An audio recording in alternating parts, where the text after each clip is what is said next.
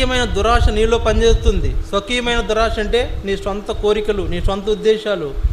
అబ్బా ఎంత బాగుందో, ఎంత రమ్యంగా ఉందో, ఆహా ఇది ఎంత బాగుందో, అది ఎంత బాగుందో అనుకుంటే అది నీ స్వకీయమైన దురాశ. అది మరులు కొల్పబడుతున్నావు, ఈడవబడుతున్నావు. చూడండి అక్కడ మాటలు ఉన్నాయి, నా మాటలు కాదు. మరులు కొల్పబడి ఈడవబడి ఏం చేస్తున్నాడంట? ఏం చేస్తున్నాడు? ఏమవుతుంది? మరులు కొల్పబడి వాడే శోధింపబడును. స్వకీయమైన దురాశ చేత ఏడవబడి మరులు కొల్పబడిన వాడై స్వకీయమైన దురాశ నిన్ను ఈడ్చుకుపోతుందంట. ఎక్కడికి? స్వకీయమైన నీ సొంత దురాశ నిన్ను ఈడ్చుకుపోతుంది. దేవుని కంటే వేరే దాని మీద నువ్వు ఆశ పెట్టుకోవడమే దురాశ. దేవుని కంటే నువ్వు ఇంకో దాని మీద ఆశ పెట్టుకోవడమే దురాశ. సరే, దేవుడు తప్ప నీకు ఇంకా నీ జీవితంలో ఏదైనా నువ్వు కలిగి ఉన్నావంటే అది నీకు కలిగి ఉండడం కోసం దాని మీద నువ్వు మనసు పెట్టావంటే అదే దురాశ. కనుక ఇప్పుడు నువ్వు దురాశ కలిగి ఈడవబడుతున్నావు. ఎక్కడికి ఈడవబడుతున్నావు? శోధనలోకి ఈడవబడుతున్నావు. ఏడవబడి ఆ యొక్క శోధనలో కూరుకుపోతున్నావు. కూరుకుపోయి ఏం చేస్తున్నావు? 15వ వచనం చదవండి. ఏం చేస్తున్నావు అర్థమైపోతుంది.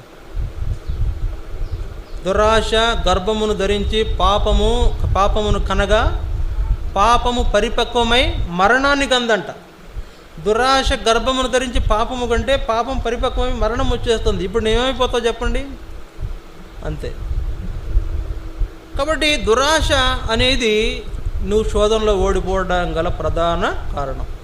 దురాశ, నాకు అది కావాలి, నాకు ఇది కావాలి. దేవుని కంటే ఇంకొకటి ఏదైనా నువ్వు కావాలని కోరుకుంటే ఇంకంతే, నువ్వు పడిపోయినట్టే. కనుక దేవుని యొక్క ఏర్పాటు జరిగించకుండా నీ సొంత ఏర్పాటు జరిగితే నువ్వు శోధనలో కూరుకుపోతున్నావు. శోధనలో కూరుకుపోయినట్లే. శోధనలో కూరుకుపోవడం ద్వారా నీ జీవితం పతనమైపోతుంది. విశ్వాసాన్ని కోల్పోతున్నావు. దేవుని భయం లేకుండా పోతుంది. విశ్వాసం లేదు, దేవుని భయం లేదు అంటే ఏం కలుగుతుంది చెప్పండి? ఏమవుద్ది? ప్రార్థన చేసుకోలేము, మందిరానికి వెళ్ళలేము, వాక్యం చదవలేము, దేవునికి నమ్మకంగా ఉండలేము. మన ఇష్టం, మన జీవితంలో ఎట్లా పడితే అట్లా తిరుగుతాం. బొంగరం లాంటిదంట మన జీవితం, క్షణ బొంగురం. ఇలా అని తిరిగి ఆగిపోయే బొంగరం లాంటి మన జీవితంలో, ఆ కొద్ది జీవితంలో నీ ఇష్టం వచ్చినట్టు తిరిగి చివరికి ఏమైపోతావు? పతనానికి వెళ్ళిపోతున్నావు.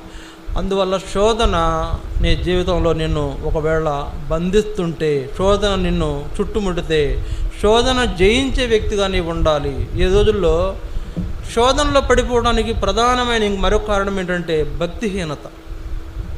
శోధనలో పడిపోవడానికి కారణం ఏంటి చెప్పండి? అసలు ఎందుకు శోధింపబడతాం? చూడండి, కొన్ని విషయాలు చూద్దాం మనం. చూడండి.